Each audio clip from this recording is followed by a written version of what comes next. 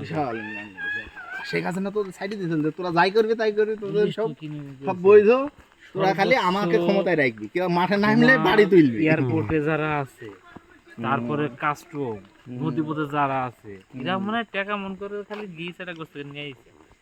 তোমাদের সিঙ্গাপুর থেকে আসলে স্বর্ণ দেয় না, স্বর্ণ 100 গ্রামে ধরতে পারবে না, তারপরে ধরার মেলা আবার ইও আছে, টাকা দেয় 10-15 হাজার কে দেয় মনে হয় নাকি? পকেট খরচটাই যায়, আসার খরচটাই যায় না, 20,000 হয়, 20,000 দেয়। লিটন কে যদি বাপ শোনো, তুমি আসলে আমাকে ফোন দেবা, কোনো সমস্যা নাই, আমাকে ফোন দেবো, আপনি বিশ্বাস থাকে কিসের কি, আমি তো আছি, আমি তো আছি জানো। 5 মিনিট 10 মিনিট রাত যদি জাত শুনে যে যাত্রী তোমার ভোরে নামবে,